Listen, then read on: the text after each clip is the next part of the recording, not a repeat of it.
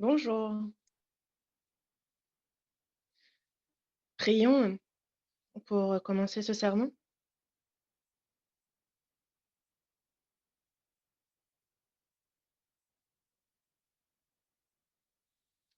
Dieu notre Père, merci beaucoup. Nous étions voués à périr et aller en enfer, mais tu as eu pitié de nous.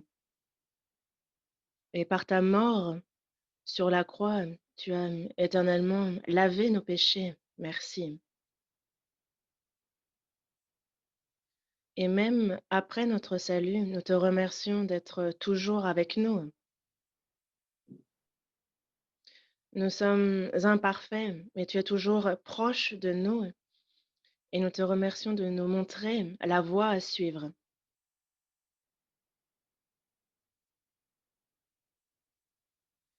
Dans la difficulté, lorsque nous t'invoquons, Seigneur, nous te remercions de nous exaucer et de nous sauver.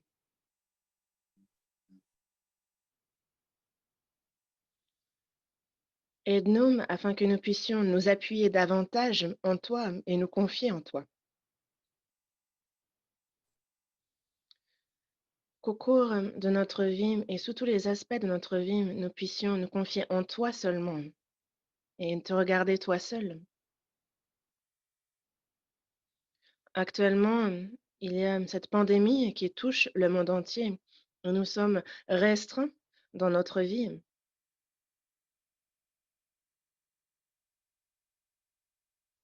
De nos jours, en France aussi, le nombre de cas confirmés augmente. Mais malgré cela, Seigneur, tu gardes ceux que tu as sauvés. Merci. Il est difficile de se réunir, mais nous te remercions de nous permettre de pouvoir avoir la communion face à face.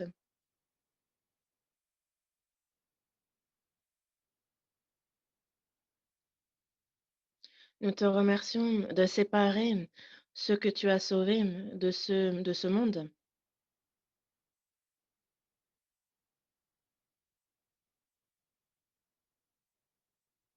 Aide-nous à pouvoir avancer et aller de l'avant par la foi dans notre vie.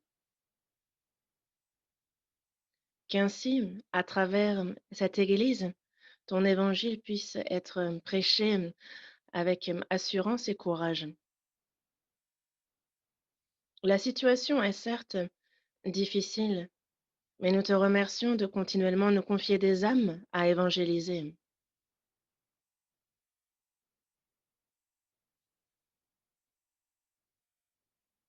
Aide les jeunes frères et sœurs à pouvoir s'attacher à ton Église, à pouvoir être affermis en son sein.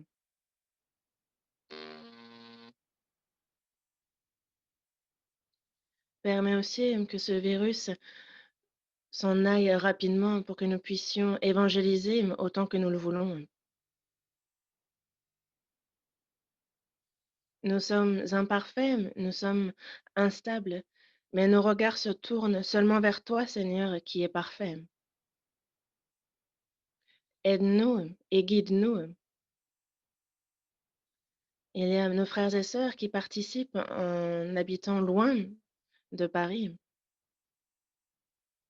Console-les par ta parole et fortifie-les, que nous puissions rapidement se voir et communier ensemble face à face. Seigneur, nous nous confions entièrement en toi à cette heure encore et nous avons prié au nom du Seigneur Jésus-Christ. Amen. Évangile selon Matthieu, chapitre 14.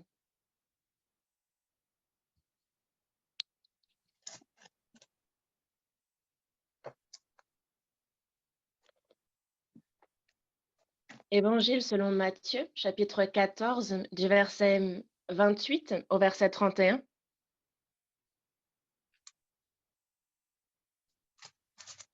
Du verset 28 au verset 31. Si vous y êtes aussi, nous allons lire ensemble ces versets. Pierre lui répondit: Seigneur, si c'est toi, ordonne que j'aille vers toi sur les eaux. Et il dit: Viens. Pierre sortit de la barque et marcha sur les eaux pour aller vers Jésus. Mais, voyant que le vent était fort, il eut peur, et comme il commençait à enfoncer, il s'écria: Seigneur, sauve-moi. Aussitôt Jésus étendit la main, le saisit et lui dit: Homme de peu de foi, pourquoi as-tu douté? Matthieu chapitre 14, c'est notre passage principal aujourd'hui, donc merci de marquer la page.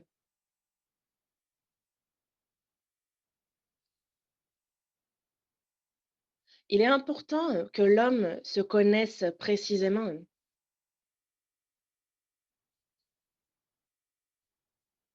Et il faut d'ailleurs que les chrétiens se connaissent encore bien mieux,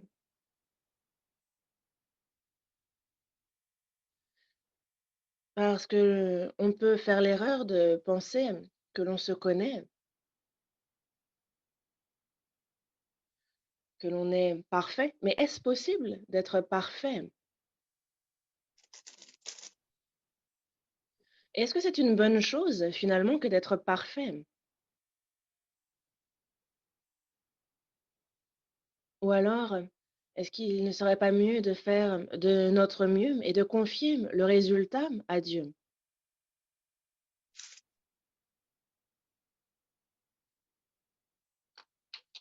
Et ce sont à ces choses que nous allons réfléchir.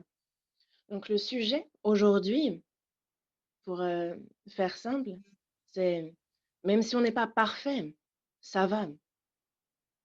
Ça va de ne pas être parfait.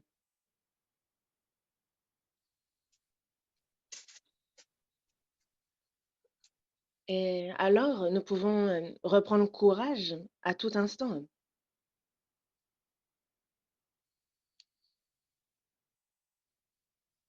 La vie, c'est un peu comme naviguer en pleine tempête.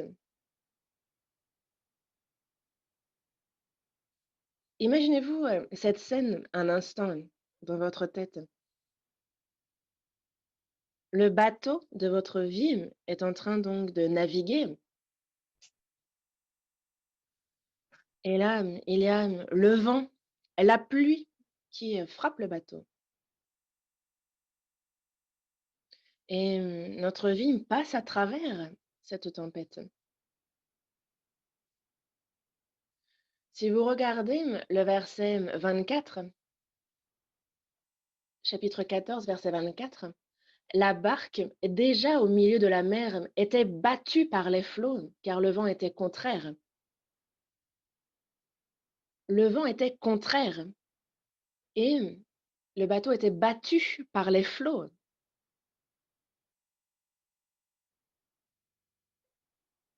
Les disciples naviguaient avec un vent contraire.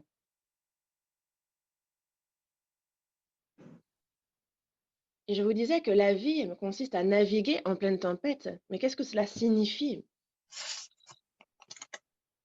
Qu'est-ce qu'une tempête? Il y a plusieurs choses, mais la première est que dans la tempête, il n'y a rien de parfait.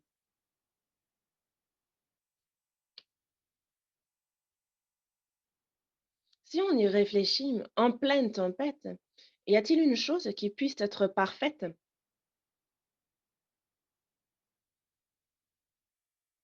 Face à une gigantesque tempête, déjà de garder le cap est difficile.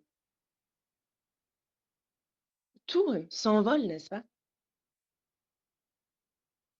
Et le vent continue de souffler dans notre vie. Avant même d'avoir résolu un problème, un autre survient.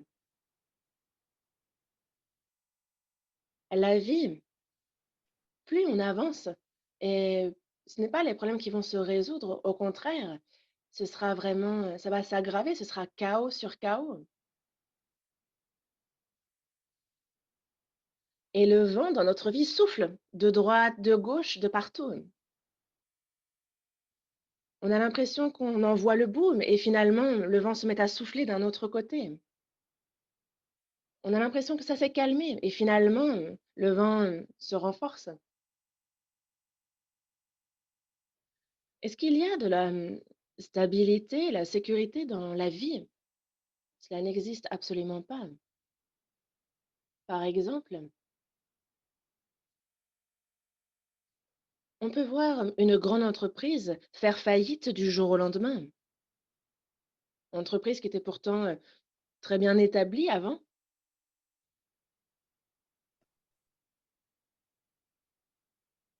Même une entreprise qui a 20, 30, 50 ans d'existence.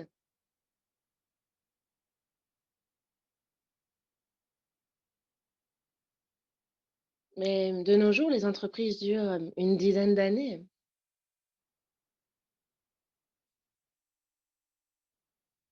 Notre ami hier peut être notre ennemi demain.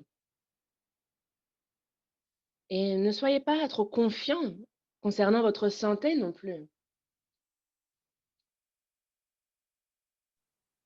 Vous faites du sport, vous faites de la randonnée, vous faites attention à ce que vous mangez. Mais quelqu'un peut, qui pourtant suit ces choses-là, peut du jour au lendemain faire une hémorragie cérébrale.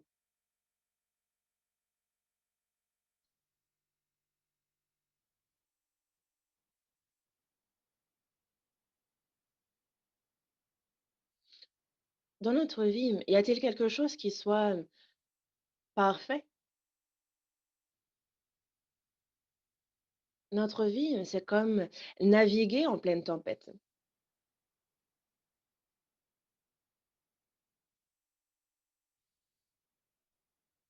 Et quand nous cherchons la perfection, alors c'est finalement nous-mêmes que nous allons perdre.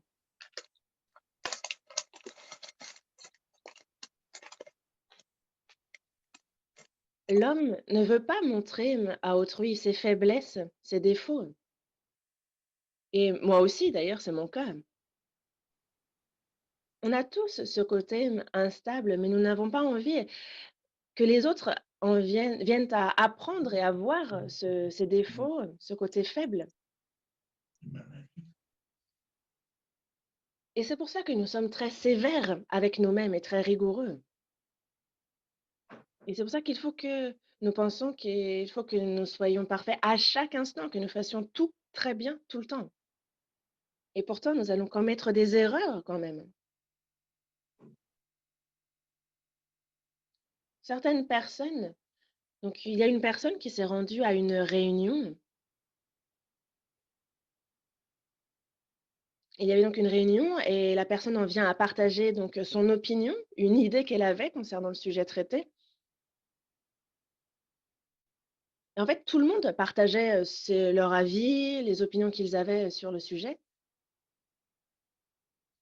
En anglais, on appelle ça le brainstorming, justement. Et en fait, dans le mot, il y a storm qui est justement la tempête. En fait, c'est juste tout le monde jette leurs idées comme un peu une grande tempête d'idées. C'est un peu le principe. Et dans cette tempête d'idées, il n'y en a aucune qui soit parfaite. Mais il y a beaucoup d'idées qui arrivent par flot comme une tempête. Chacun balance son idée et en fait, on choisit les bonnes idées parmi tout ce flot et on essaie de prendre ça comme l'objectif est de trouver des bonnes idées parmi tout ce flot et de les suivre.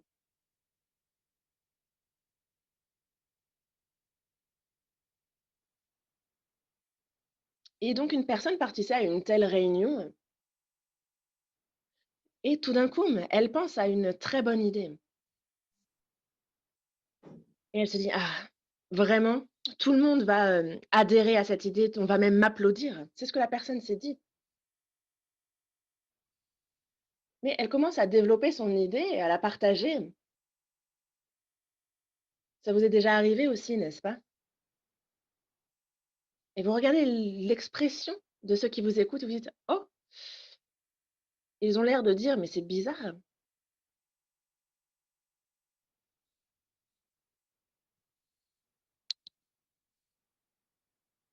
Et finalement, alors qu'on développe l'idée, personne n'est d'accord.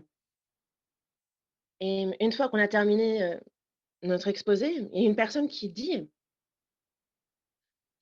«Mais, je suis pas sûre que ça marche». Donc, c'est ce que la personne dit. C'est très, perturbant, une telle réaction. Et en fait, les personnes vont réagir de 2 manières. Soit la personne va hausser le ton et vraiment, insister sur son idée. Elle va tenir ses positions et donc jusqu'au bout. Elle va, on pourrait dire même combattre, ce serait un peu le terme. La deuxième situation est que la personne va alors arrêter de parler, se taire et avoir honte et donc reculer. Car elle va avoir l'impression que sa faiblesse a été, montrée au grand jour.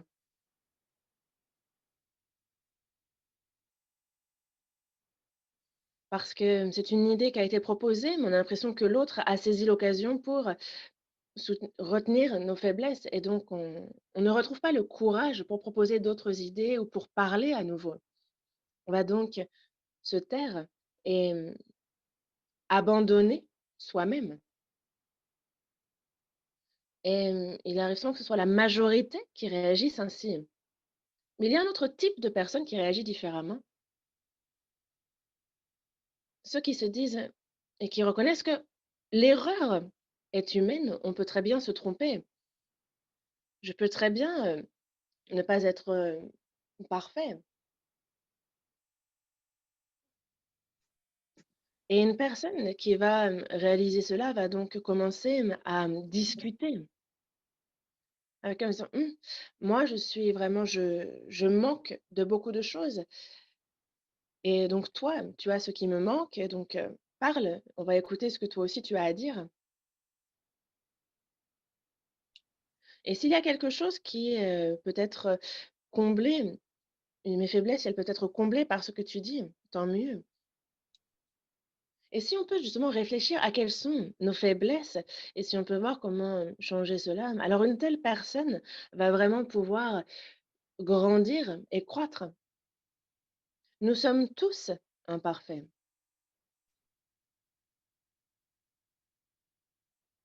mais la majorité des gens pensent que l'on peut être parfait.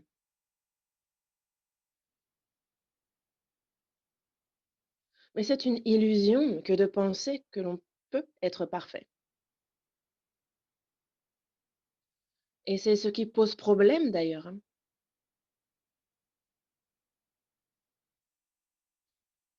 Parce qu'une personne qui pense que la perfection existe va condamner les autres. Et lorsque cette personne va rencontrer des difficultés, elle va reculer parce que personne ne peut être parfait. Les frères et sœurs non plus ne peuvent être parfaits.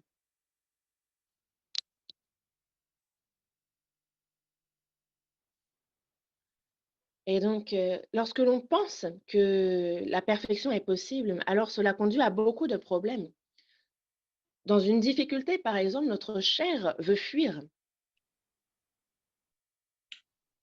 Et est-ce que vous n'avez pas remarqué que parfois, face au péché, vous êtes tombé de nombreuses fois?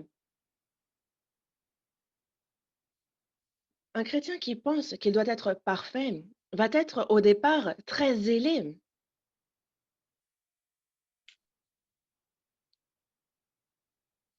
mais le temps va passer et finalement il va avoir l'impression que la vie de foi est un poids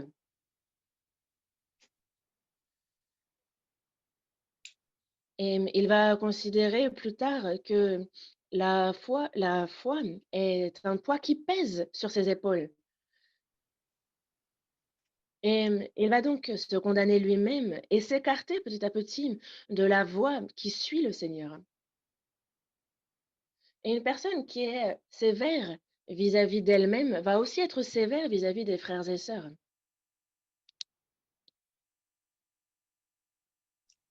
Mais le baromètre de la foi, on doit l'appliquer à soi-même. Ce n'est pas un baromètre que l'on applique aux autres. Dans la Bible, il est bien dit,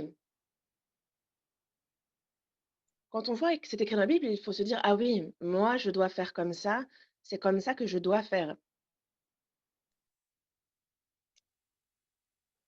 Mais il n'est pas correct que de dire aux frères et sœurs: «Mais c'est écrit comme ça dans la Bible, pourquoi toi tu ne fais pas comme ça?» La Bible n'est pas quelque chose que l'on applique aux autres, mais par nature, l'homme pécheur ne réagit pas comme ça.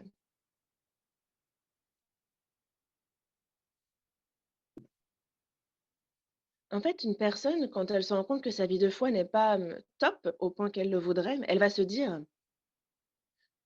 «Est-ce qu'il n'y a que moi dans ce cas-là? Ah non, regarde, le frère, la sœur ont l'air d'être dans le même cas». Mais au contraire, quand il a la personne aura l'impression de bien vivre sa vie de foi, alors cette personne, parfois, se dit: «Ah, pourquoi eux, ils n'en sont pas là? Pourquoi, eux, ils n'en sont, qu'à ce stade?» Ouvrons à l'Épître aux Romains, chapitre 14. Marquez bien la page à Matthieu, chapitre 14, et on va ouvrir à Romains, chapitre 14, verset 4.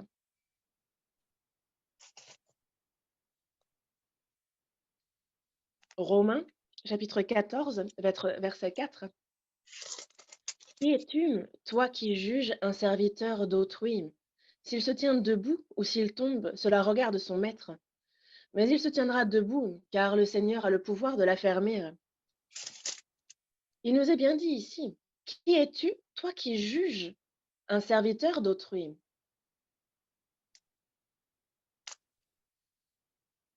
La personne qui juge le serviteur du Seigneur.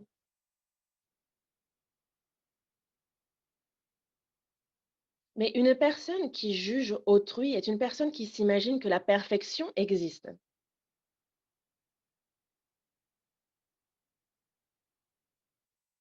Mais le chrétien ne doit ni juger autrui, ni se juger lui-même. L'apôtre Paul l'a dit lui-même, qu'il ne se jugeait point lui-même. Pourquoi?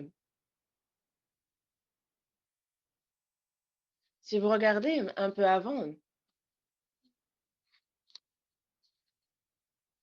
il est bien dit justement que c'est le Seigneur qui a le pouvoir de l'affermir.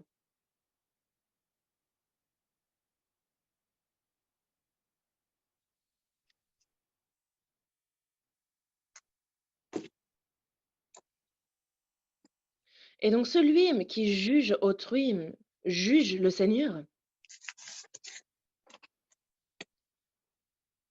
Mais on peut se dire alors, mais est-ce qu'on ne peut que échouer dans ce cas-là? Il n'y a pas de perfection. Est-ce que ça veut dire pour autant qu'on ne fait qu'échouer? Ce n'est pas ça. On peut réussir une ou 2 fois, mais c'est temporaire, c'est momentané. Il est difficile que cela dure. Il est difficile que cela, dure et personne ne peut faire que ce ne peut que réussir.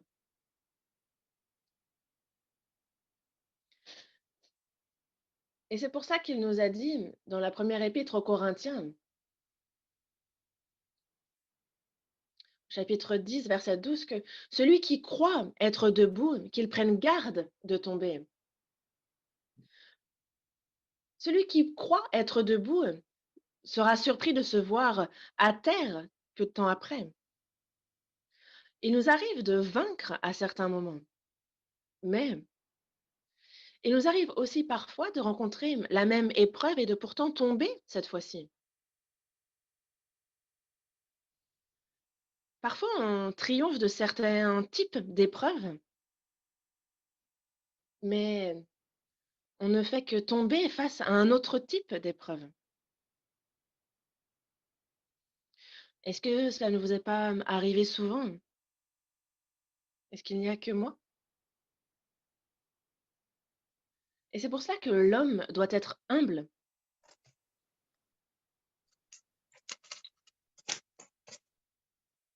Lorsqu'une personne est consciente qu'elle est imparfaite, c'est alors que l'on peut se tenir debout.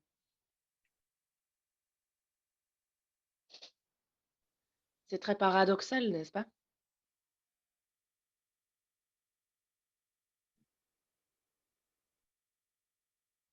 Et pour aller un peu plus loin,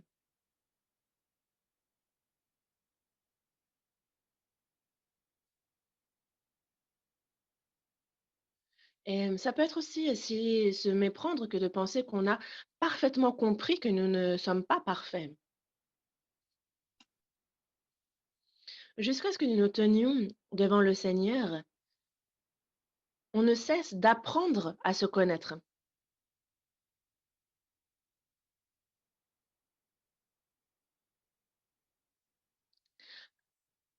Quand on venait juste d'avoir reçu le salut, on était différent de maintenant.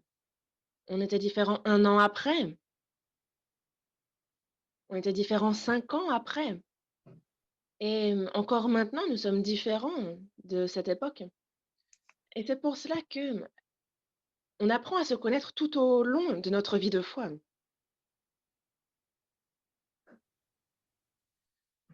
Parce que notre vie, c'est traverser une tempête, alors il n'y a pas de fin. Pierre était courageux. On retourne, au passage principal, Matthieu, chapitre 14, verset 28. Vous aviez marqué la page, n'est-ce pas? Pierre est un homme courageux, une personne qui est consciente de son instabilité va justement pouvoir se lancer des défis. Verset 28, Pierre lui répondit, Seigneur, si c'est toi, ordonne que j'aille vers toi sur les eaux. Pierre demande au Seigneur,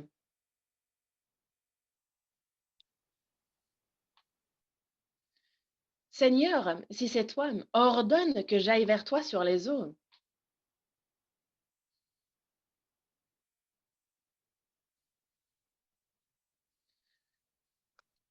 Si la personne pense qu'elle doit être parfaite, alors elle ne pourra jamais marcher sur les eaux.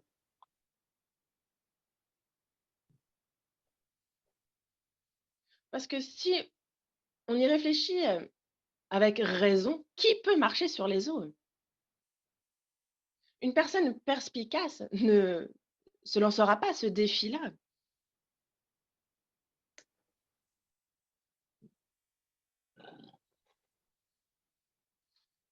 Parce que on n'aura beau y réfléchir, on ne pourra que se voir tomber à l'eau.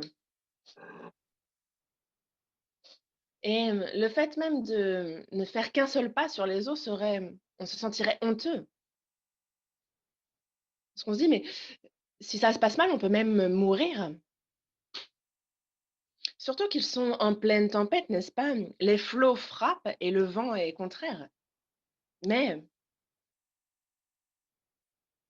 sans se lancer de défis, alors il n'y a pas non plus d'œuvre de la foi.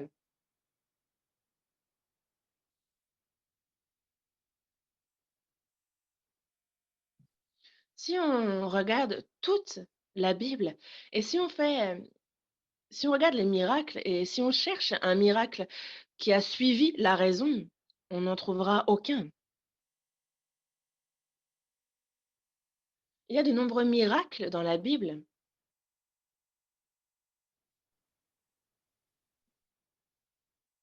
mais est-ce qu'il y a un miracle qui s'est accompli en suivant la raison? Vous vous êtes dit, «Ça devrait être comme ça et ça s'est passé comme ça»? Est-ce que, c'est compréhensible et tout à fait logique, les 10 plaies qui ont touché l'Égypte? Que Moïse lève les mains et que les eaux de la mer Rouge se fondent en 2 murs, est-ce que c'est logique? Est-ce que c'est raisonnable? Et lorsque un pied fut mis dans le Jourdain, se fendit aussi, est-ce que ça aussi, ça suit la raison?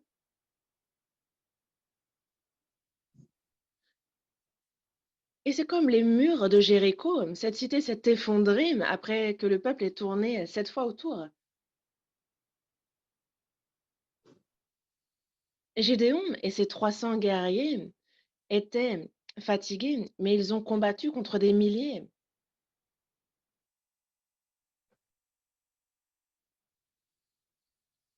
Ils se sont appuyés jusqu'au bout dans le Seigneur et à la fin, ils ont été délivrés.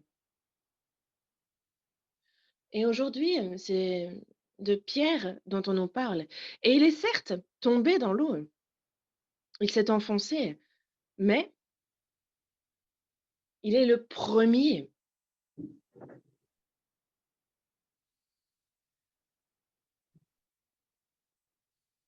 Il est l'unique homme sur terre à avoir marché sur les eaux.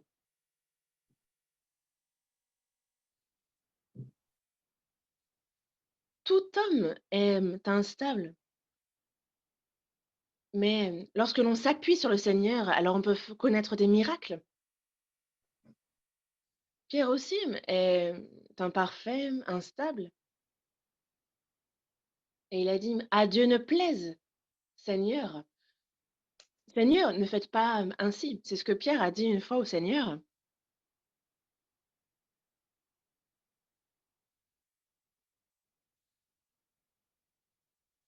Qui pourrait dire au Seigneur, à Dieu ne plaise, ne fais pas ceci, ne fais pas cela? C'est bien, il n'y a bien que Pierre qui puisse faire ça, n'est-ce pas? À Dieu ne plaise, Seigneur, cela n'arrivera pas.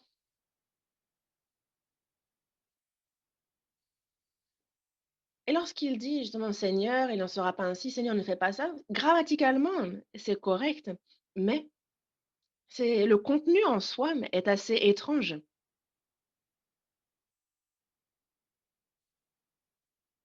Le fait de dire Seigneur, ne fais pas ceci, cela. Mais il est arrivé parfois à Pierre de s'adresser ainsi au Seigneur.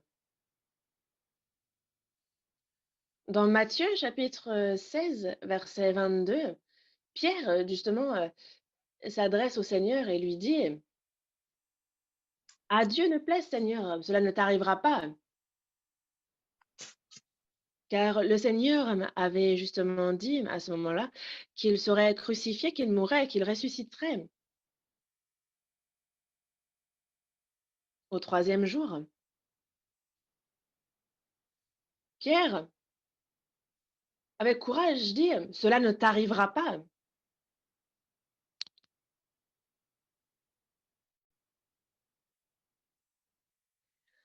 Le Seigneur lui a répondu, arrière de moi, Satan. C'est un reproche que lui fait le Seigneur. Et aussi, dans Actes chapitre 11, verset 8, il dit, non, Seigneur. Il a dit Seigneur. Dans ce cas-là, il aurait fallu dire oui, j'ai bien compris, oui, Seigneur.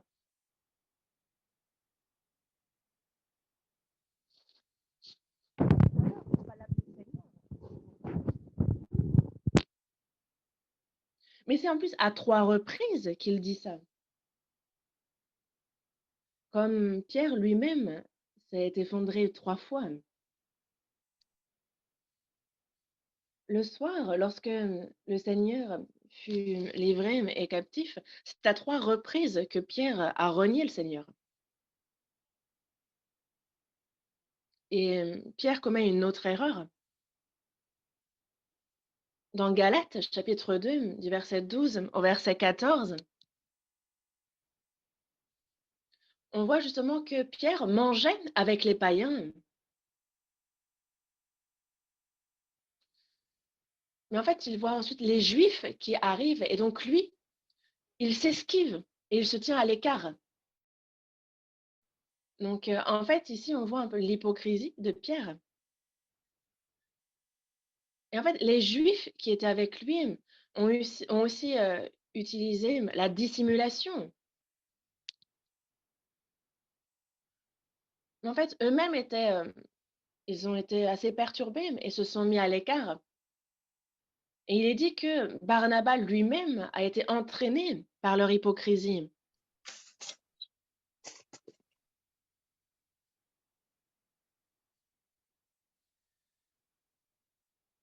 Pierre, qui était donc un grand disciple, un grand apôtre, avec, vu la manière dont il a agi, il a entraîné d'autres à agir mal comme lui.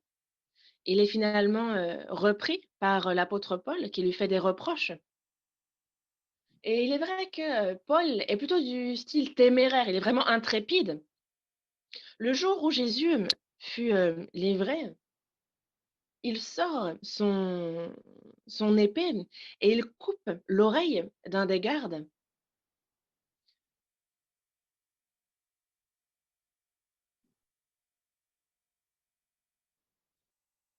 Et en fait, on l'appelle Marcus, cet homme dont on a coupé l'oreille.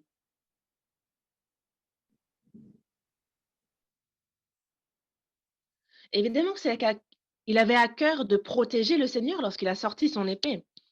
Mais en fait, il est tellement, hardi, audacieux qu'il coupe l'oreille de ce soldat. Pierre n'est donc finalement qu'un homme instable et imparfait. Mais, même ce Pierre qui est imparfait, il y a une chose qu'il fait bien, c'est qu'il croit en ce que le Seigneur, lui, est parfait. Il croit en ce que tout est possible au Seigneur et qu'il sait donc qu'il suffit de s'appuyer et de se confier dans le Seigneur. Et donc dans le verset 28,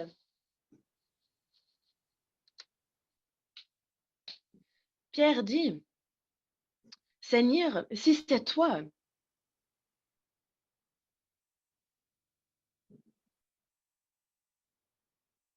Il dit bien: «Seigneur, si c'est toi, ordonne que j'aille vers toi sur les eaux».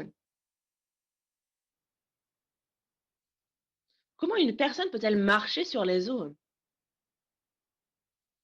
Pierre sait très bien aussi que c'est impossible. Lui-même n'a jamais marché sur les eaux. Même, il voit le Seigneur qui, lui, vient à eux en marchant sur les eaux. Et donc, quand il a vu cela, il a su: «Ah, si c'est le Seigneur, alors c'est possible». Il a commis beaucoup d'erreurs, il était imparfait. Mais qu'est-ce qui a fait qu'il a pu avancer par la foi? C'est qu'il savait que le Seigneur, lui, est parfait.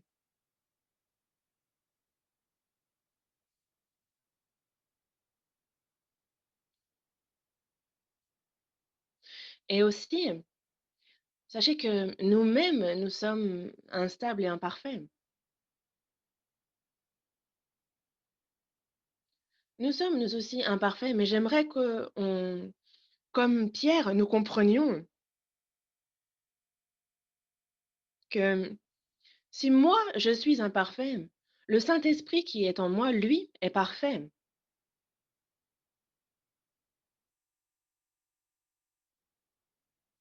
Cherchons Philippiens, chapitre 4, verset 13. Philippiens.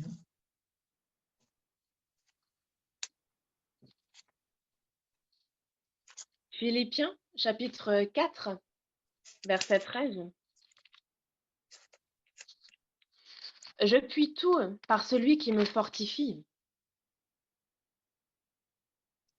Je puis tout par celui qui me fortifie. Le Seigneur, lui, est parfait. Moi, je suis imparfait, mais si je suis dans le Seigneur, alors tout est possible. On peut tout en lui et on a besoin de la foi en cela.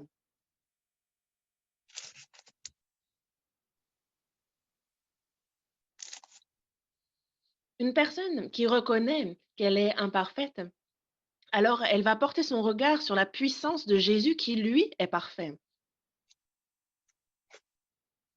Et c'est du Seigneur qu'elle va recevoir la force et ainsi elle va pouvoir agir avec courage. Pierre a commis des erreurs. Il a commis une erreur alors qu'il c'était vers le Seigneur qu'il portait ses regards.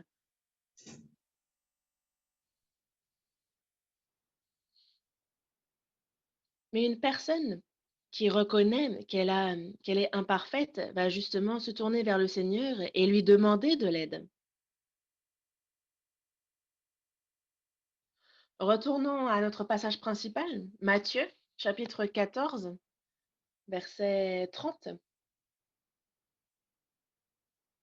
Si vous regardez dans ce verset, il est dit, mais voyant que le vent était fort, il eut peur. Et alors il s'écria, Seigneur, sauve-moi. Pierre a commis une erreur. Il a vu et regardé le vent, et il sait bien qu'il est imparfait. Il sait bien qu'il ne fait que des erreurs.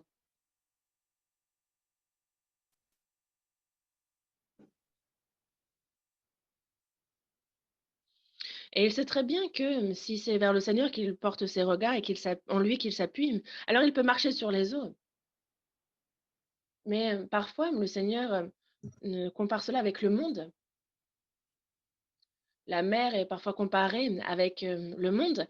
Et lorsque Pierre donc marche sur les eaux, qu'est-ce que cela signifie? C'est que les chrétiens sont séparés du monde et peuvent donc vaincre le monde et triompher de ce monde.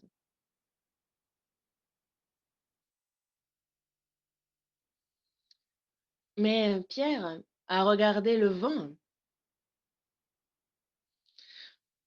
Il marchait sur les eaux lorsqu'il se confiait et portait ses regards vers le Seigneur. Mais il a détourné son regard pour voir le vent et il eut peur. Parce que le vent, on ne le voit pas, n'est-ce pas?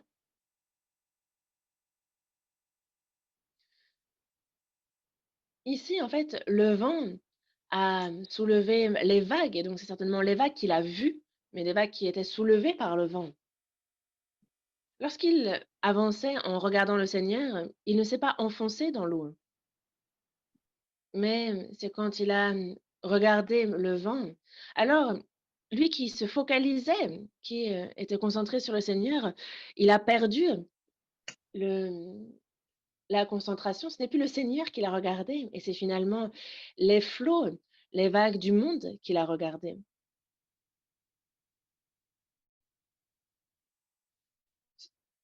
Et c'est seulement parce qu'il a regardé le Seigneur et seulement le Seigneur qu'il pouvait marcher sur les eaux. Pierre n'en avait pas la puissance lui-même. Et le fait de pouvoir marcher sur, les eaux, c'est une puissance qui vient du Seigneur et qui n'appartient qu'au Seigneur. Et c'est pour ça qu'au moment où son regard a quitté le Seigneur, alors son regard s'est tourné vers le monde. De et c'est pareil pour nous. Le chrétien doit vivre séparé du monde.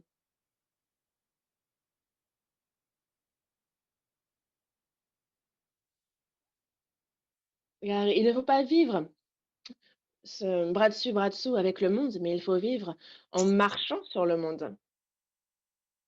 Mais pouvoir faire une telle chose n'est pas quelque chose qui est en notre pouvoir. Nous sommes imparfaits, mais la puissance est dans le Seigneur.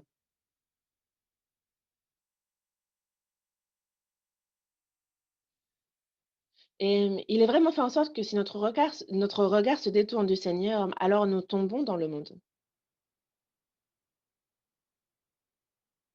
Et il est vrai que si on regarde le vent, alors on a peur. Regardez le monde dans lequel on vit. Est-ce qu'il ne fait pas peur? Il est vraiment effrayant.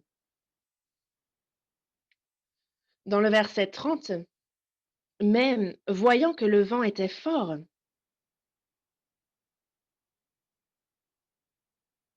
il eut peur. Vraiment, ça fait peur. Auparavant, même ceux qui vivaient bien leur vie de foi Il arrive que certains retournent vers le monde.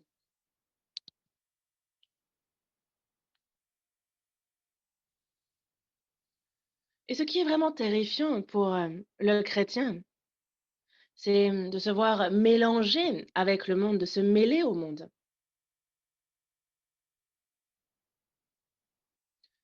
Être studieux dans ses études, c'est important et nécessaire.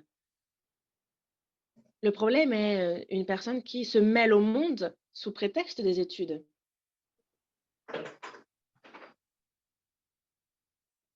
L'argent et bien gagner sa vie est important et utile. Le problème est ceux qui, sous prétexte de gagner de l'argent, se mêlent au monde. Et donc nous, il faut vraiment que nous soyons prudents, de peur que, on se pense être debout et finalement on tombe.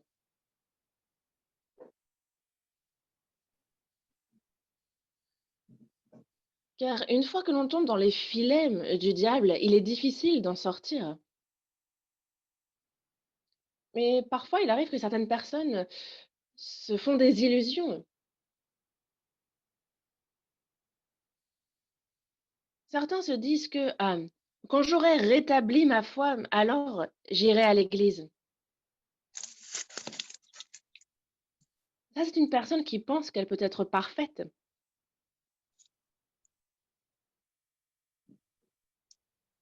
Et donc cette personne ne va pas venir à l'église, elle va se dire: «Ah, dans cet état-là, je ne peux pas aller à la communion. Dans cet état-là, je ne peux pas aller à l'église.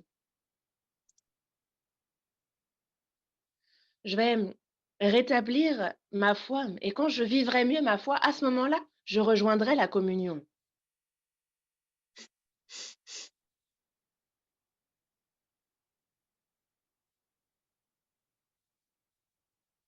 Est-ce que nous avons, nous, le pouvoir de rétablir notre foi?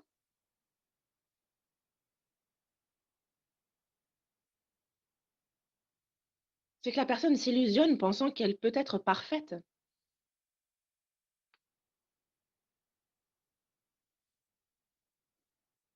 Même le fait de rétablir sa foi est une puissance qui vient du Seigneur. Mais il y a une chose qui paraît assez étrange si on regarde le verset 30.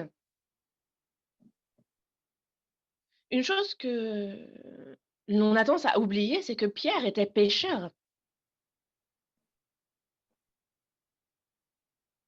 Et là, où est-ce que se déroule la scène?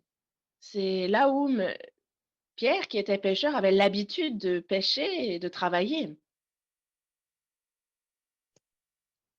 Et donc, c'est un environnement auquel il est familier. Et surtout que Pierre nage très bien.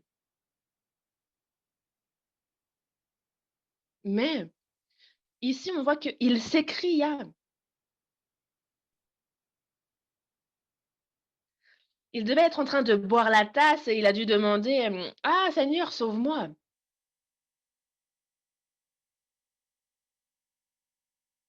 Mais si on essaie un peu de, de reculer, l'angle de la caméra et qu'on s'intéresse à l'expression que devaient avoir à ce moment-là les autres disciples qui étaient dans la barque, peut-être qu'ils étaient en train de se moquer de Pierre, en se disant: «Eh, tu vas marcher sur les eaux? Eh, moi je vois très bien comment ça va se finir. Dès le début, je vois très bien comment ça va se finir». Ça peut-être qu'ils se sont moqués de Pierre et que d'ailleurs Pierre a dû avoir honte. «Ah, il aurait fallu juste que je continue à regarder le Seigneur. Ah, mais je n'ai même pas réussi ça et je suis tombée dans l'eau».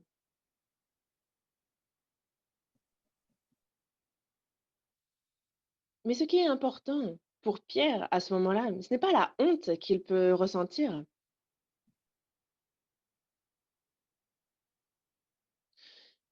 Il a peut-être, eu honte, mais ce qui est important, c'est de s'écrier et d'invoquer le Seigneur. Pourquoi?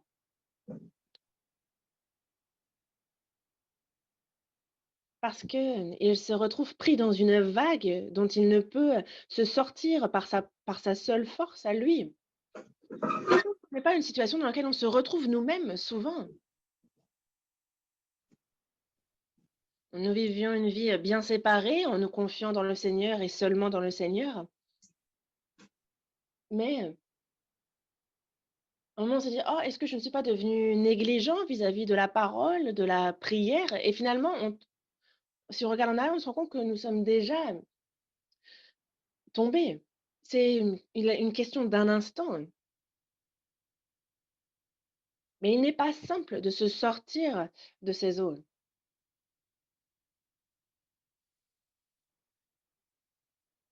Le chrétien sait d'ailleurs mieux que personne qu'il faut que lui-même demeure dans la parole, dans la prière, mais parfois, malgré les efforts que l'on fournit, ce n'est pas simple que de rétablir sa foi. On a honte devant le Seigneur, on a honte devant les autres frères et sœurs, mais à ce moment-là, il ne faut pas traîner, il ne faut pas s'attarder sur place. Pourquoi? Parce que je suis pris dans une vague dont je ne peux me sortir tout seul. Oui, on a honte, oui. Il faudrait vivre en ne regardant que le Seigneur et on a honte parce qu'on s'en est détourné, on est tombé. On a honte, certes, mais une personne qui est consciente qu'elle n'est pas parfaite et qu'elle ne le peut, alors elle va invoquer le Seigneur. Elle va s'écrier: «Seigneur, sauve-moi».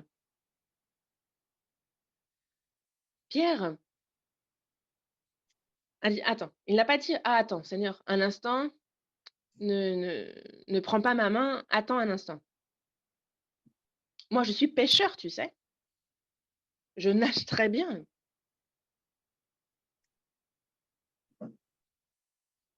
Et s'il avait dit: «Attends, moi je vais rejoindre la barque à la nage, laisse-moi tranquille».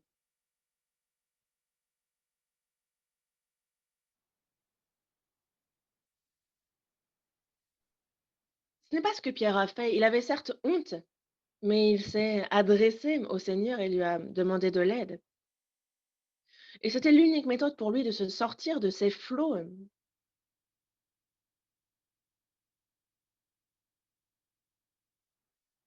Est-ce que vous pensez que le Seigneur a eu honte de voir Pierre dans un tel état? Non. Regardons le verset 31. Aussitôt, Jésus étendit la main, le saisit et lui dit: «Homme de peu de foi, pourquoi as-tu douté?»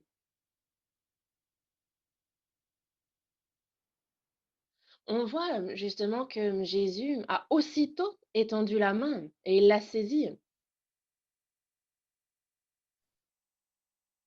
Certains chrétiens ont pris la résolution de bien vivre leur vie de foi. Ils sont vraiment zélés. Et en général, c'est à quel moment qu'on a ce cœur? Juste après la retraite d'été, par exemple? Ou juste après la retraite d'hiver? On a vraiment ce cœur-là et on recommence notre vie de foi avec ce cœur zélé et plein de détermination. Et donc, au début, que ce soit la parole, la prière et la communion, on est très bien ancré dedans. Cela réjouit le Seigneur. Et moi aussi, je me réjouis, mon cœur est rempli d'allégresse. Mais notre chair est faible et de continuer d'être constant dans ces choses-là est difficile. Et c'est comme, par exemple, si vous avez une casserole remplie d'eau que vous faites bouillir, si vous éteignez le feu petit à petit, elle va redevenir froide. On voit donc le zèle, la passion qui se refroidissent. Et donc, tout d'un coup, ah, on voit grève dans les transports en commun. Et donc, il devient difficile de se rendre à l'église, il n'y a pas de transport en commun pour se déplacer et donc plusieurs fois, on ne participe pas à la communion. La première fois, on était ardents dans notre prière et la grève prend fin et on rend grâce à Dieu, on le remercie pour ça et après c'est le corona qui arrive et alors, il devient vraiment difficile de se rendre à l'église et désormais, dans notre prière, on commence à dire: «Ah, il y a pas d'autre choix».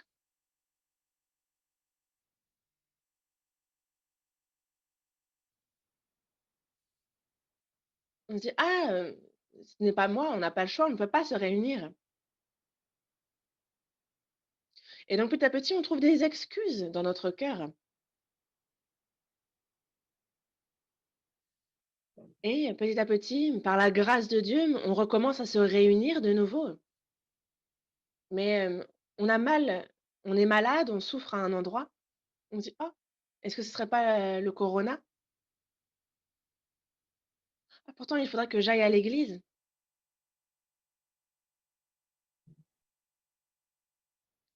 Mais ça, c'est être pris dans une vague dont on ne peut se sortir par notre propre force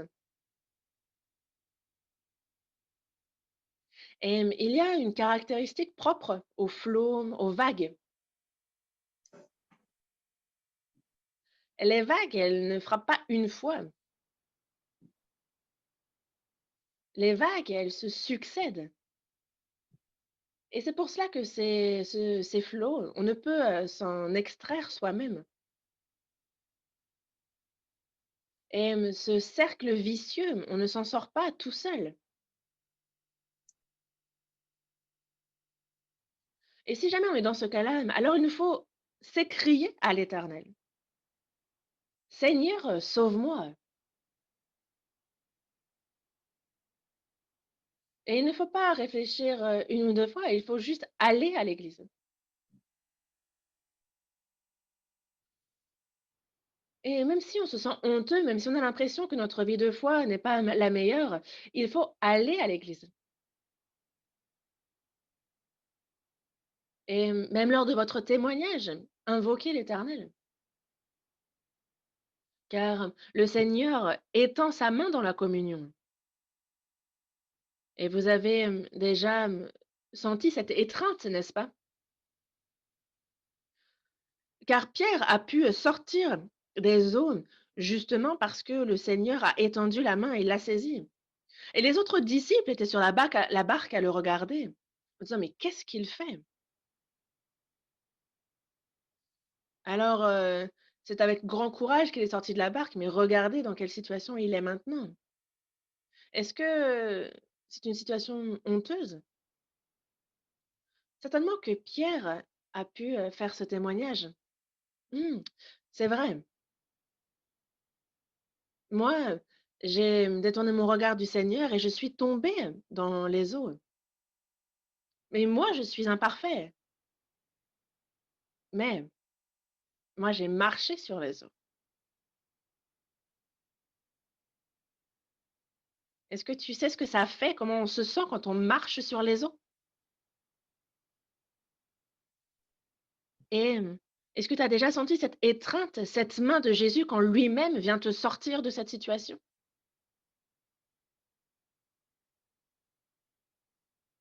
Et frères et sœurs, si vous êtes tombés dans le monde ou autre, invoquez l'Éternel et criez-vous au Seigneur de vous aider. Pourquoi refuser et rejeter son aide? Vous allez pouvoir vous en sortir tout seul. Le Seigneur n'a pas honte de qui que ce soit. Est-ce que peut-être vous, vous avez honte du Seigneur?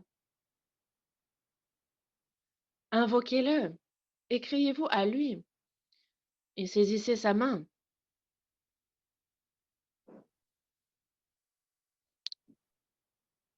Une personne qui est consciente qu'elle n'est pas parfaite saisira la main du Seigneur que le Seigneur tend dans la tempête.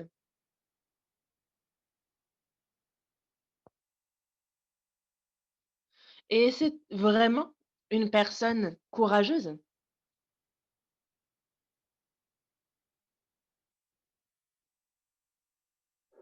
et il faut que l'on réfléchisse également aux autres disciples.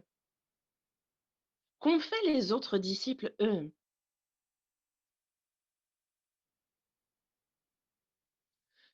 On voit bien, ils auraient pu dire aussi, au Seigneur, l'invoquer et lui redemander de faire, de les faire marcher sur les eaux aussi, parce que le Seigneur peut faire marcher autant de personnes qu'il veut sur les eaux.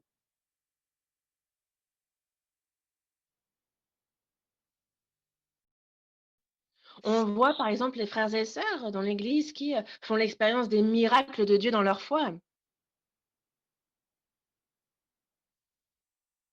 On les voit qui, de manière répétitive, tombent, se relèvent, tombent et se relèvent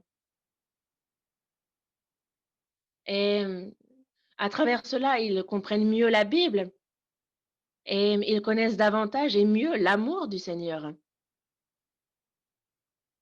et ils font l'expérience des miracles du Seigneur dans leur vie.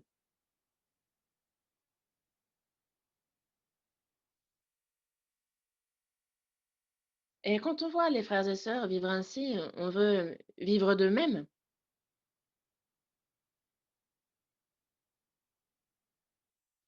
Mais on se dit: «Moi, ah, je suis vraiment imparfait». Oui, c'est vrai, nous sommes imparfaits et le Seigneur le sait aussi très bien et c'est pour cela d'ailleurs qu'il faut qu'on ait, le courage d'ailleurs, ce serait une très bonne chose d'avoir le courage de d'invoquer, le Seigneur. Se dire: «Ah mais c'est impossible à l'homme de marcher sur les eaux. Moi, marcher sur les eaux?» En fait, il n'y a pas que les disciples qui ont cette réaction. Est-ce que les chrétiens à notre époque ne réagissent pas de la même manière? Les miracles de la Bible, on les perçoit comme étant des miracles qui se sont passés il y a des milliers d'années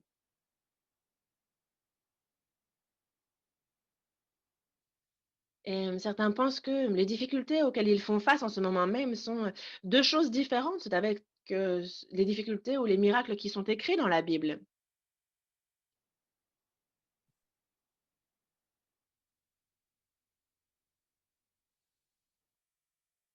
La Bible contient tellement de miracles, mais se dire: «Ah mais est-ce que ces miracles peuvent aussi s'accomplir dans ma vie?» En douter. Ou se dire que, ah, les miracles de la Bible sont dans la Bible et seulement dans la Bible. Le Seigneur qui a accompli ces miracles à ce moment-là, dans la Bible, est-ce qu'il n'agit pas aussi dans nos propres vies?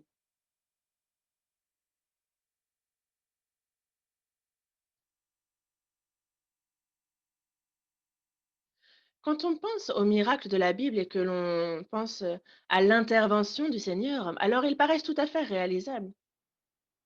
Si le Seigneur, il n'y a rien d'extraordinaire à ce que la mer soit fendue. Est-ce que c'est un miracle que les eaux du Jourdain se soient fendues aussi? Est-ce que c'est un miracle de crier et de voir les murs de Jéricho, s'effondrer? Durant 2000 ans, le peuple d'Israël est dispersé dans le monde entier et poursuivi par l'épée partout où ils allaient. Qu'est-ce qui est un miracle qu'ils soient rétablis et qu'ils aient de nouveau un État?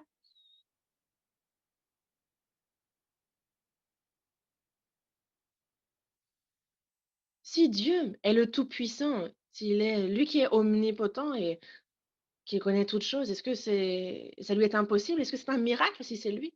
Tout lui est possible. Pour les hommes, c'est un miracle, mais si on enlève de la Bible le mot, Dieu, alors la Bible, du début jusqu'à la fin, n'est qu'un simple roman.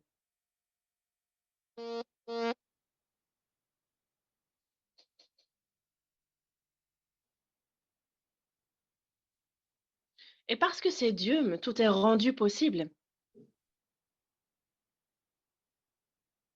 Et les miracles de la Bible le sont parce que c'est Dieu qui les a faits. Et donc évidemment que cela peut aussi se produire dans notre vie.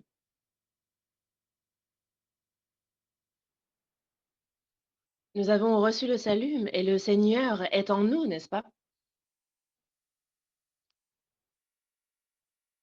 Est-ce que ce n'est pas de miracle que Dieu remplit notre vie?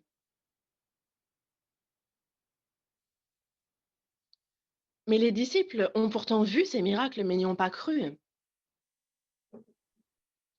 Regardons le verset 26. Verset 26.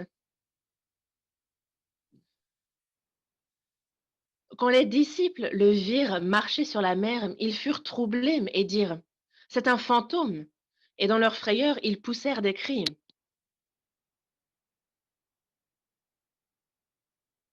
Ils ont vu le Seigneur marcher sur les eaux et ils ont crié: C'est un fantôme. Ils l'ont vu et n'y ont pourtant pas cru. Certains se trouvent des excuses et disent: Ah, mais c'est parce que c'est le Seigneur que c'est possible, c'est parce que c'est lui. Est-ce que nous tous qui sommes imparfaits, est-ce que c'est possible pour nous? Mais Pierre, au contraire,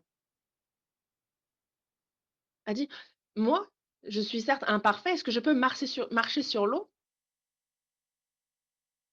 Il dit: «Oh, vraiment? J'ai envie d'essayer, j'ai envie de marcher sur la mer. Moi aussi, j'ai envie, comme le Seigneur, de marcher sur la mer».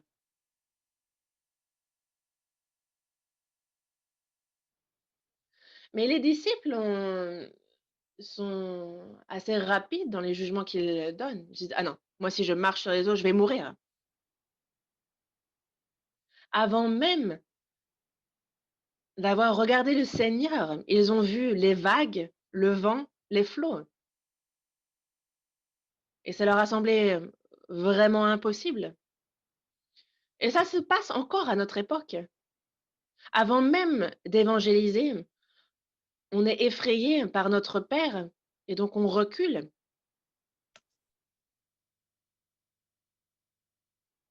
Ouais. Avant même d'acheter un nouveau temple, certaines personnes ne pensent qu'au montant que cela va coûter et reculent. Mais imaginons la situation inverse. C'est pas parce que moi, justement, je sens une pression que c'est le cas de tout le monde. Quand on a la retraite en Europe, n'est-ce pas? C'est l'allemand qui passe en langue principale dans la traduction. Mais alors, pour ceux qui, évangélisent en français, en chinois, ça peut, être un frein, non?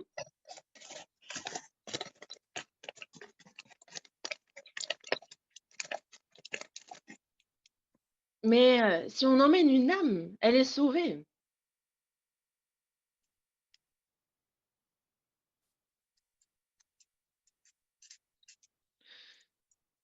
Si vraiment, c'est avec foi, que l'on demande au Seigneur d'agir, alors on voit les miracles s'accomplir. Nous sommes imparfaits, certes, et on a l'impression que tout est insuffisant, mais il faut, reconnaître que nous sommes donc imparfaits et si on obéit, alors vraiment on goûtera au miracle du Seigneur.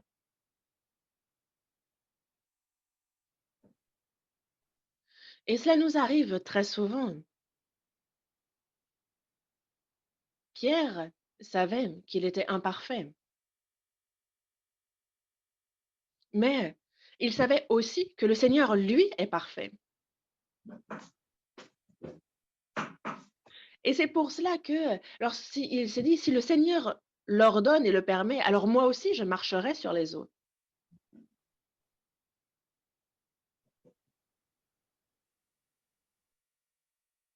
Et c'est pour ça qu'une personne qui a réellement réalisé qu'elle est imparfaite, alors cette personne va se confier bien plus dans le Seigneur.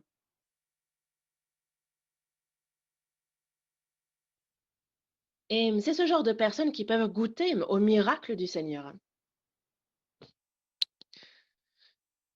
Et sachez que dans la tempête, il n'y a rien qui soit parfait. Relisons le verset 31. Aussitôt Jésus étendit la main, le saisit et lui dit: «Homme de peu de foi, pourquoi as-tu douté?» Il n'y a absolument rien qui soit parfait dans la tempête. Et c'est pour cela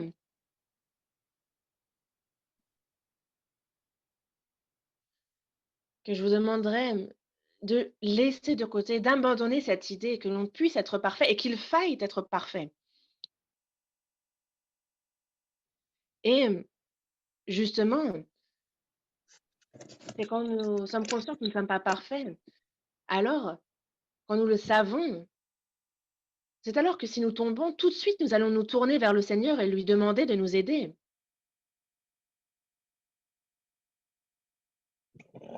On tombe, on se relève, on retombe et on se relève à nouveau. Et ça se répète. Et c'est au milieu de tout ça qu'on prend conscience que notre foi est faible. Et c'est à ce moment-là qu'on comprend aussi que nous qui sommes si imparfaits, nous avons tant besoin du Seigneur. Et le Seigneur ne nous quitte pas, jamais. Il ne quitte pas l'Église. Et nous-mêmes, si l'on agit ainsi, on devient plus prudent, plus précautionneux, plus humble et plus courageux aussi. C'est ça la vie de foi. Il n'y a personne qui vive sa vie de foi parce qu'il est parfait. La vie de foi, on tombe, on s'en relève et ça se répète et on grandit, on croît au milieu de cela. C'est ça la vie de foi. Il n'y a donc rien qui soit parfait dans la tempête. Est-ce que finalement la direction où souffle le vent, est-ce qu'elle est toujours uniforme? Est-ce que les vagues sont constantes? Est-ce qu'on peut savoir quand est-ce que le vent va arrêter de souffler, lorsque la tempête va prendre fin? En pleine tempête, on ne sait absolument rien. Et c'est pour cela qu'on ne peut pas être catégorique en disant que, dans nos jugements, on ne peut pas être catégorique en se disant: «Ah», on ne peut pas se dire: «Bon, bah, désormais, il n'y a plus aucun espoir, plus de probabilité» et abandonner. Non. Moi, je suis imparfait, mais la puissance est dans le Seigneur. Et nous, il faut que l'on fasse un pas en avant dans la foi, dans cette situation.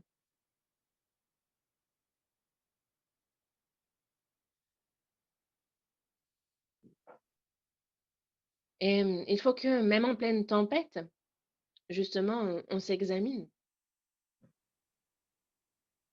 La vie, de toute façon, c'est une tempête. Et si nous naviguons avec le Seigneur, alors il faut que l'on puisse traverser cette tempête avec plus, d'enthousiasme. Si on était sûr, par exemple, que le bateau dans lequel nous sommes ne pourra jamais couler, alors finalement la tempête, à laquelle on fait face, ça pourrait devenir même amusant. Un peu comme lorsqu'on va, par exemple, à Disney ou au parc Astérix et qu'on est dans le Viking. C'est un bateau, n'est-ce pas? Cette attraction, c'est un bateau qui, vraiment, tangue beaucoup et ça fait peur d'ailleurs un peu. Mais en fait, c'est une attraction, qui nous réjouit vraiment, on y prend plaisir quand on est dedans. Si en pleine tempête, nous savons que le bateau dans lequel nous sommes ne fera jamais naufrage, alors on voit les choses différemment. Alors vraiment, on serait, mmh, au contraire, ce serait vraiment excitant et d'ailleurs, plus les vagues seraient grandes et plus on serait tout content et excité. On sera: «Waouh!» quand ça monte et quand ça retombe, on sera: «Wouh!» Les difficultés dans la vie, en fait, on peut y prendre plaisir, ça peut nous motiver. Si le Seigneur est avec nous, alors vraiment, il nous faut marcher dans cette voie, même s'il y a des tempêtes. Moi-même, je suis imparfait, mais il me redonne du courage. Et d'ailleurs, en fait, dans cette tempête, il y a des enfants qui grandissent au sein de cette tempête, oui.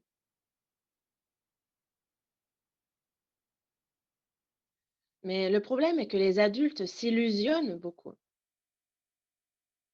s'imaginant que la perfection existe, s'imaginant que l'on puisse être parfait dans notre vie. Mais une illusion encore bien plus grande est que la personne elle-même puisse être parfaite.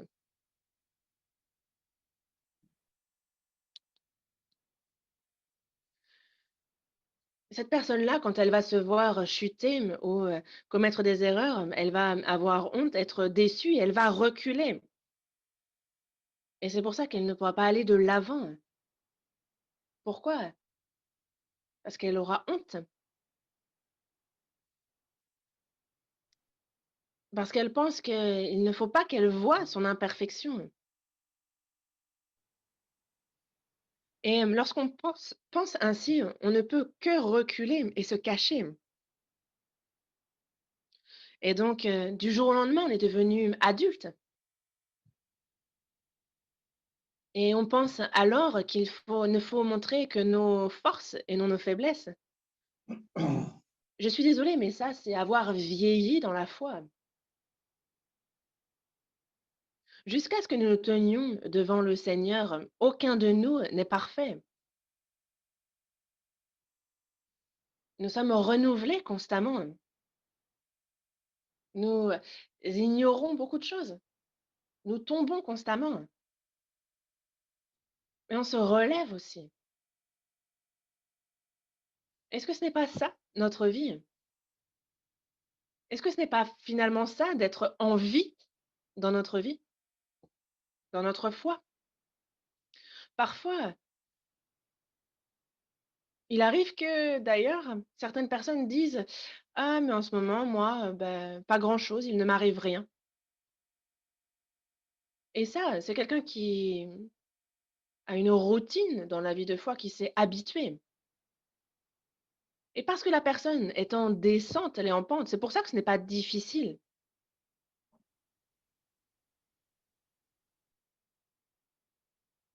Je suis vraiment désolée, mais ça, c'est s'engager dans la voie de la paresse et ça, c'est la voie de la facilité et peu de temps, on sera indolent. Ouvrons à l'Évangile selon Matthieu, chapitre 23, verset 23.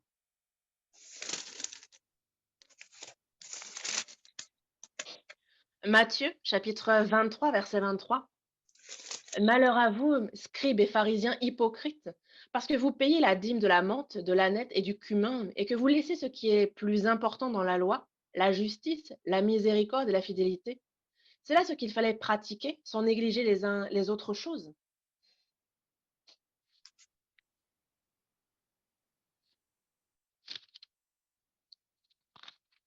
Le Seigneur s'adresse ici aux scribes et pharisiens.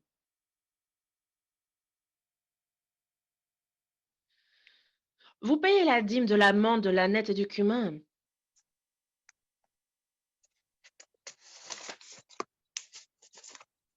Il dit ici, toutes les formalités, vous les remplissez comme il se doit. Mais ce qui est plus important dans la loi, la justice, la miséricorde et la fidélité, ça vous le laissez de côté. Il reste le cadre, la forme de la foi, mais il n'y a plus le fond.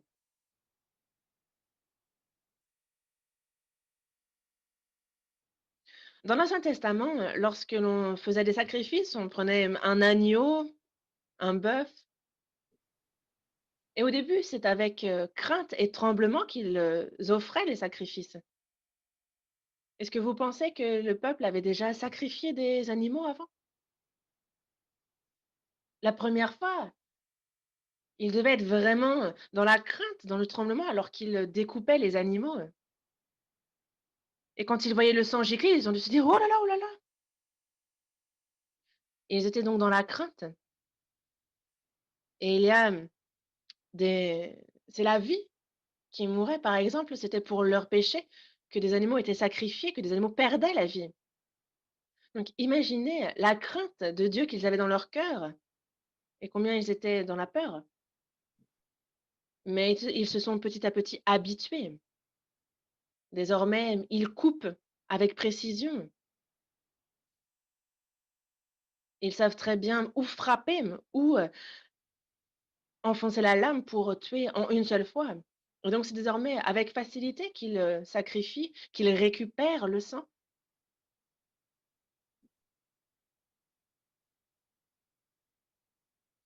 Mais ça, certes, on a l'impression de l'extérieur que c'est un sacrifice parfaitement exécuté. À l'époque de Jésus, le peuple d'Israël, il ne restait que des formalités, que la routine. On ne pouvait trouver nulle part un cœur qui craignait Dieu. Et les chrétiens qui vivent à la fin des temps peuvent très bien se retrouver dans une même situation. La personne est sauvée et peu de temps après, la personne, justement, quand elle pêche, elle va se me repentir avec, de manière ardente, se disant: «Ah, le Seigneur est mort pour ce péché, mais j'ai péché de nouveau», et la personne se repent.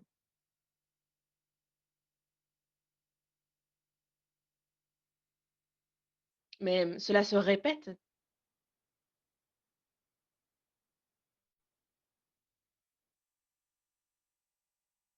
et la personne va donc, trouver cela habituel, et elle peut juste être habituée à aller à l'église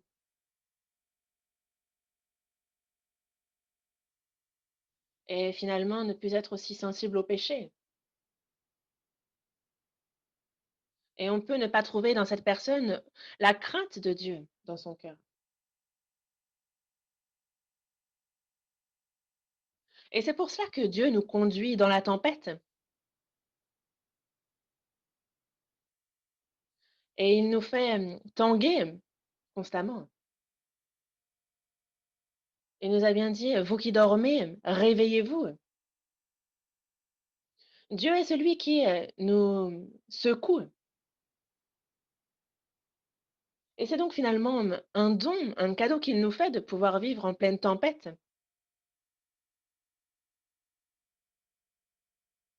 C'est véritablement un don que Dieu nous fait de nous permettre de vivre dans la tempête. C'est un peu ironique, n'est-ce pas? C'est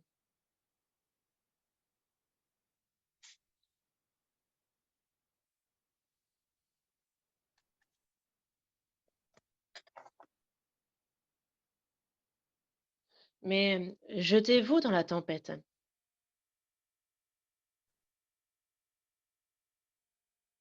parce que c'est dans la tempête que le Seigneur guide ses enfants. On peut parfois, chanceler, on peut parfois tomber, et nous ne sommes pas parfaits, mais quand nous nous relevons, nous sommes fortifiés et plus stables, et petit à petit, nous changeons pour être toujours plus dignes de son royaume,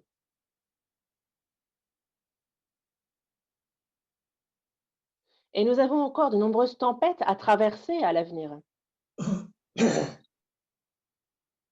et elles peuvent être plus ou moins violentes.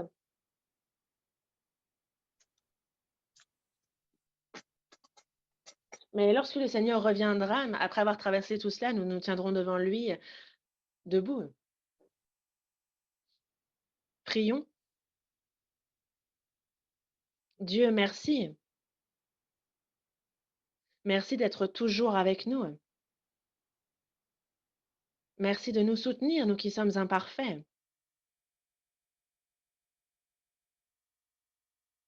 Merci de toujours nous sortir, même lorsque des difficultés que nous rencontrons.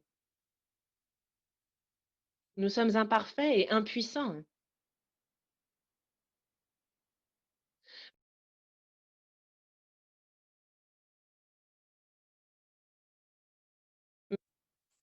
et merci, Seigneur, pour les miracles que tu accomplis, dans notre vie.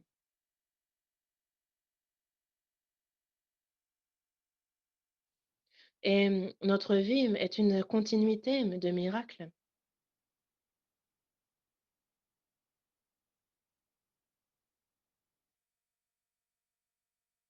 Et lorsque nous nous tiendrons devant toi, nous pourrons entendre tes compliments, nous disant que nous sommes de bons et fidèles serviteurs.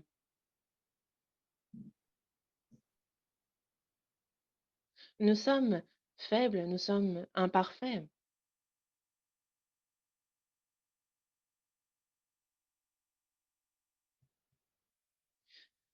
mais nous te prions de nous aider à nous relever, à nous permettre de grandir et de croître dans la foi.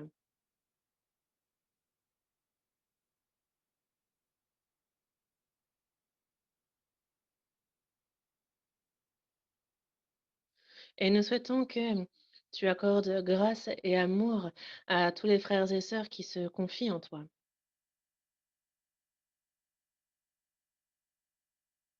Utilise-nous pour ton œuvre et bénis-nous.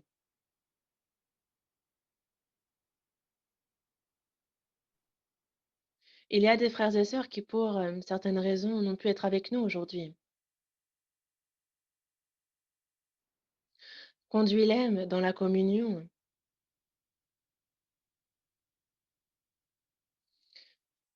établis-les et bénis-les de la même bénédiction, Seigneur. Nous te remercions, Seigneur, et nous avons prié au nom du Seigneur Jésus qui nous aime. Amen. Amen.